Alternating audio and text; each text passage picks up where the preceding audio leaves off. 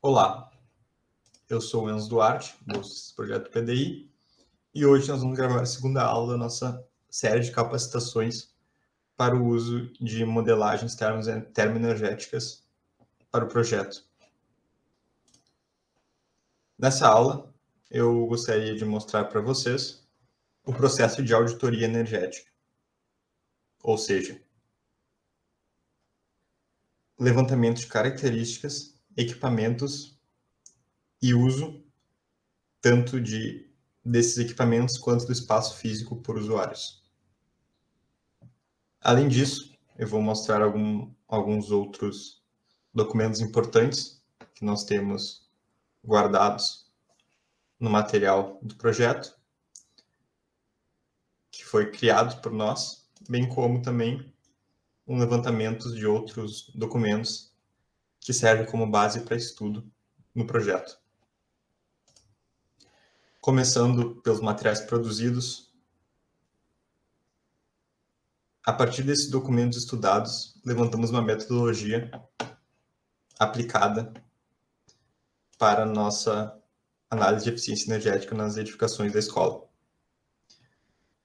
Essa metodologia consiste em 8 etapas. A primeira dela, a auditoria energética, que eu vou mostrar posteriormente. A segunda dela, a simulação de um ambiente sem HVAC, que é o sistema de climatização, e na escola, principalmente, os splits. A terceira, um ambiente com HVAC, com os splits. A quarta, a simulação já feita com análise de eficiência energética e também o conforto térmico do ambiente. A quinta etapa, então, consiste na análise de melhorias viáveis para o ambiente em questão, a partir dos já levantados mais eficientes para as salas que nós trabalhamos. Essas melhorias levantadas estão, entre outras, que eu vou mostrar posteriormente, a melhora no envelope do ambiente, no caso, os materiais de construção e isolamento da sala, o sistema de climatização, ou seja, HVAC, das salas,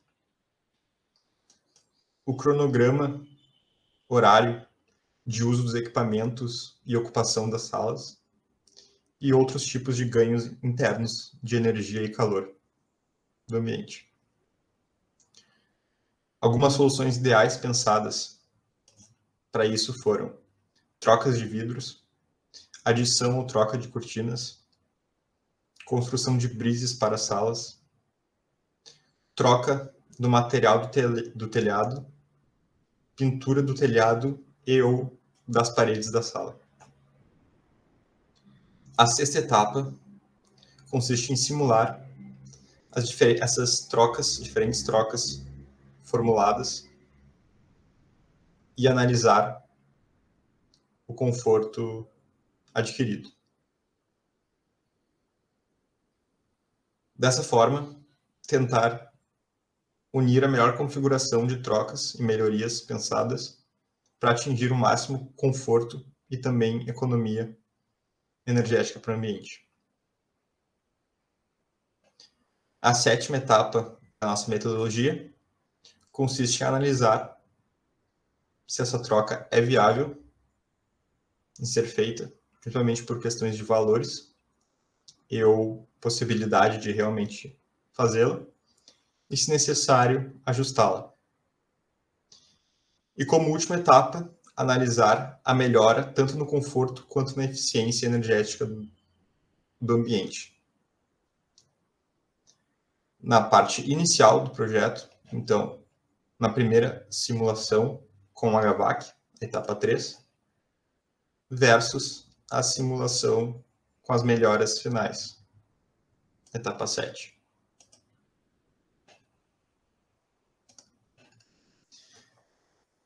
Segunda parte, e a mais importante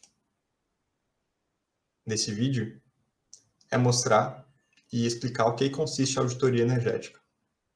E por isso, vamos entrar nesse Excel criado, pensado para se fazê-la.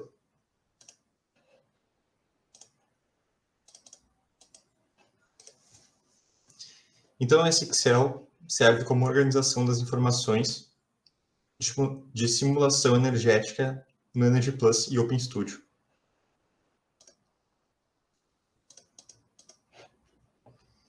Ela contém 3 partes principais, sendo elas as melhorias pensadas, como dito antes, que são aplicáveis para as salas da Escola de Engenharia, um documento padrão para preencher em visitas técnicas às salas, e posteriormente um resumo dessas salas. Começando pelas melhorias, foram essas que até agora foram pensadas para serem simuladas. Outras ainda podem ser adicionadas e algumas dessas também podem ser removidas com o passar do tempo e análise.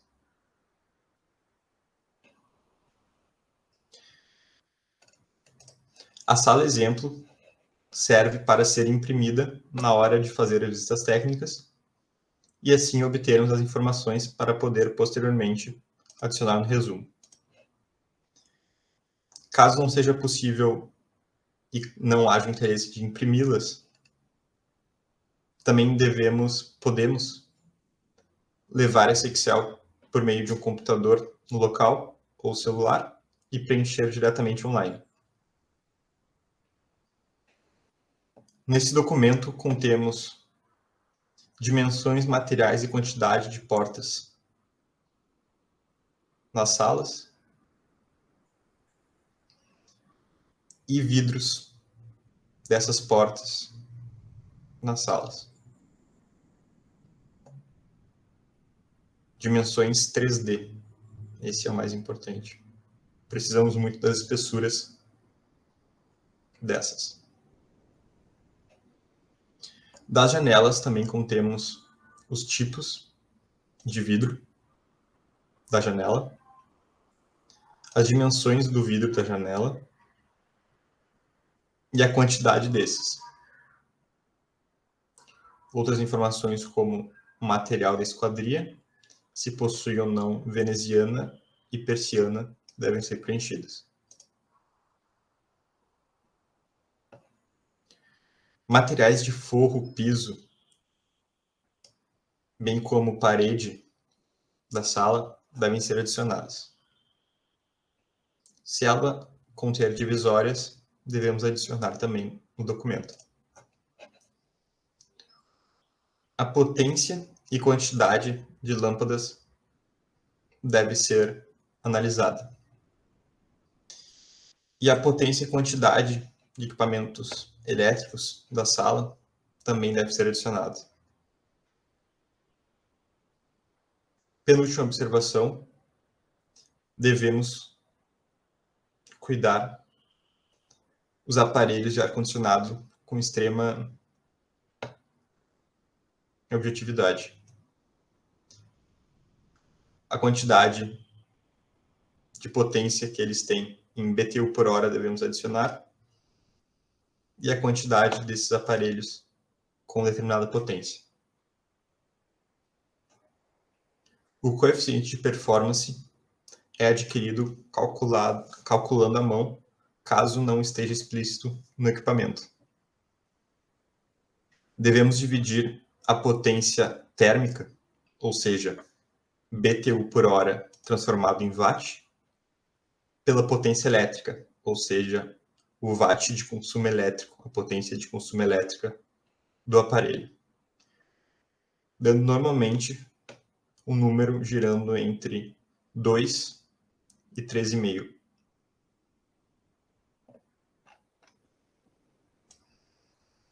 Por fim, devemos adicionar o cronograma de uso da sala. Isso deve ser pensado tanto em uso de pessoas, uso da sala por pessoas, bem como todos os tipos de equipamentos. No caso, ar-condicionado, equipamentos elétricos, e outros. No resumo, conseguimos ver algumas coisas, algumas salas já feitas. Então, temos a interior surface e a exterior. A surface exterior. Nessa questão de materiais, devemos fazer essa divisão porque a sala deve ser desenhada na modelagem 3D inteiramente com todos os materiais que a compõem. Então, existem paredes mais grossas e de acabamento na sala. Nesse exemplo, a surface interior tem um tijolo maciço, uma camada de 20 centímetros, e mais uma camada de 6,5 centímetros de reboco. Enquanto a parede externa tem uma camada de tijolo maciço em 60 centímetros.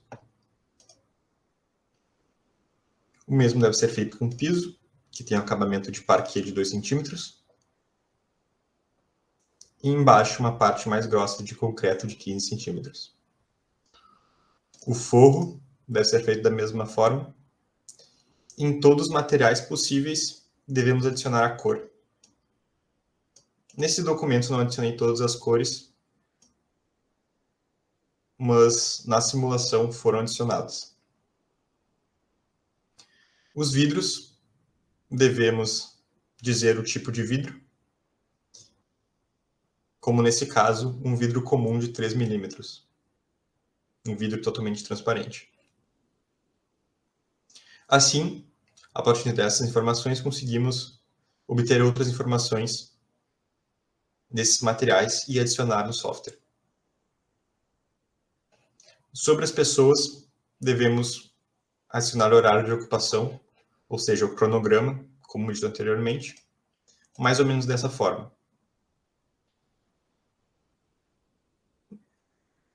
Nesse documento, o horário de ocupação está resumido, mas no software devemos adicionar com mais detalhes.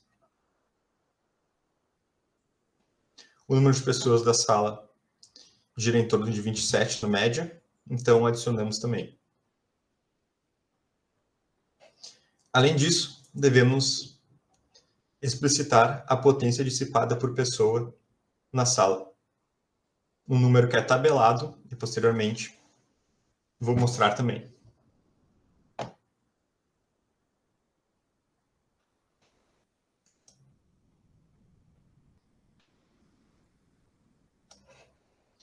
Sobre equipamentos elétricos, devemos citar todos, suas potências, seus números e seus horários de utilização. Então, em questão de iluminação, as lâmpadas, elas funcionam com horário de ocupação sempre. Só são ligadas quando há pessoas na sala. E dessa forma conseguimos preencher o cronograma. Computador, monitor, projetor e caixa de som, que são outros equipamentos elétricos, também são definidos com horário de ocupação. Mas no software podemos ligá-los em outro momento sem ocupação, caso seja de interesse, e seja feito assim na vida real. Valores de potência para computador, monitor, projetor e caixa de som foram padrões utilizados, porque não conseguimos obter fazendo a vista técnica. Vou mostrar posteriormente onde encontrá-los. Entretanto, a lâmpada foi a potência real nas salas utilizada. O sistema de climatização HVAC, então, é do tipo split, uma potência de 60.000 BTUs por hora, e coeficiente de performance calculado em 2,96. A temperatura ideal pensada para todas as simulações seria de 21 graus para aquecimento e 24 graus para resfriamento. Entretanto, a primeira simulação real deve ser feita com a temperatura utilizada na sala realmente. ou seja, algo em torno de 18 graus, sempre quando ligado na sala da Escola de Engenharia da URGS. Por fim, nessa tabela, devemos nos importar com a localização do ambiente, porque isso altera a forma que os raios solares atingem a modelagem. O CZ, ou seja, a zona climática, não é mais importante para nossas simulações, mas devemos citar que Porto Alegre está na zona climática 2. Z-origin é de onde parte a sala no eixo Z. Então, aqui a altura do solo, essa sala se encontra. No caso da sala 306 do DELET, ela se encontra a 11,17 metros do solo.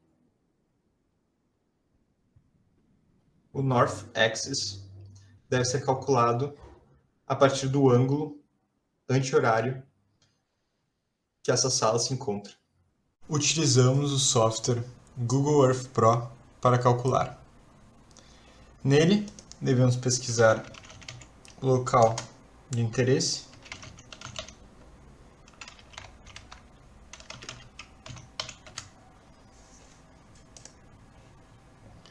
e utilizar a ferramenta régua, onde mostro o meu mouse.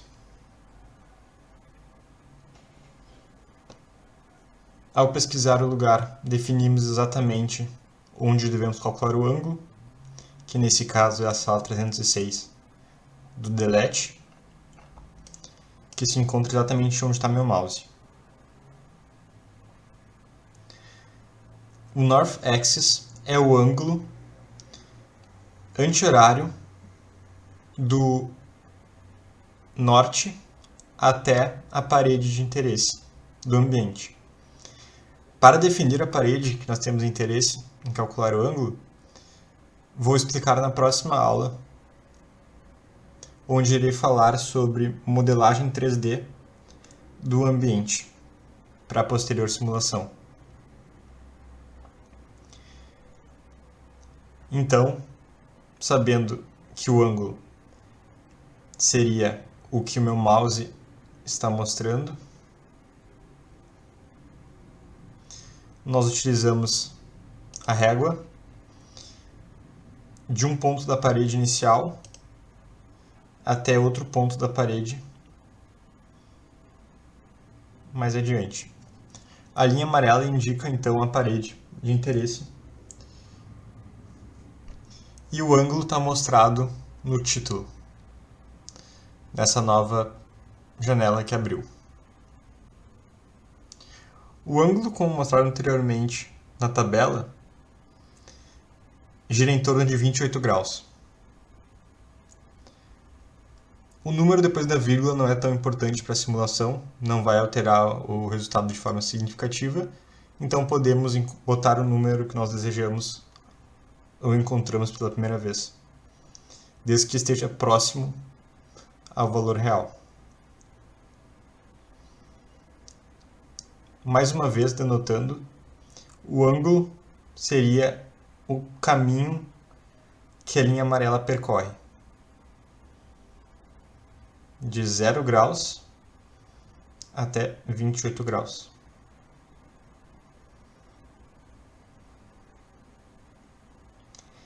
E dessa forma, conseguimos encontrar o ângulo do North Axis para adicionar à tabela. Por fim, gostaria de mostrar para vocês um pouco dos materiais adquiridos durante o projeto de estudos como base de informação para simulações. Primeiro, temos documentos de softwares que podemos utilizar tanto para o Energy Plus quanto para o OpenStudio. Posteriormente, temos documentos sobre os climas, tanto de Porto Alegre quanto de todo o Brasil. Em seguida, alguns estudos de caso que nos auxiliaram a entender como utilizar o software e alguns pontos específicos, como, por exemplo, o sistema de climatização deve ser seguido.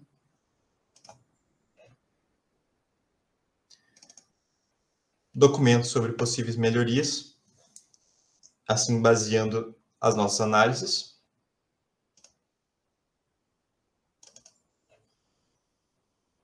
Algumas informações extras adquiridas, como muitas NBRs, e alguns documentos de professores que trabalham no Brasil sobre utilizando Energy Plus. E por fim, e muito importante, os documentos que nós nos baseamos para pegar as informações sobre os materiais da construção.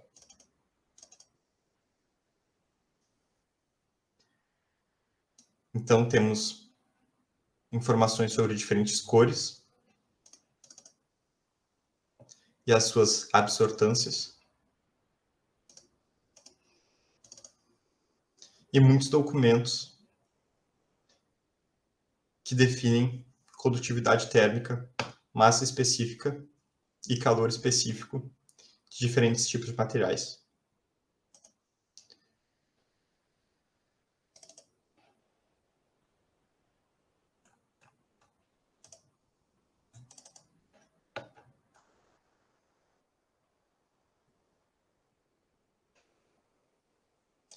Também temos NBRs que nos auxiliam nisso.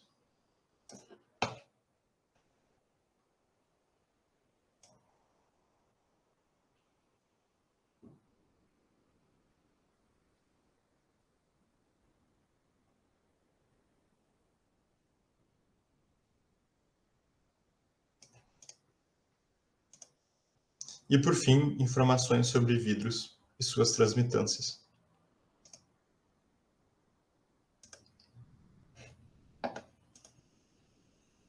Então é isso, pessoal. Espero que tenha explicado bem. E qualquer dúvida, esses materiais vão estar de alguma forma sendo mantidos no projeto e vocês podem se basear lendo todos os documentos já pesquisados para futuras simulações. Obrigado.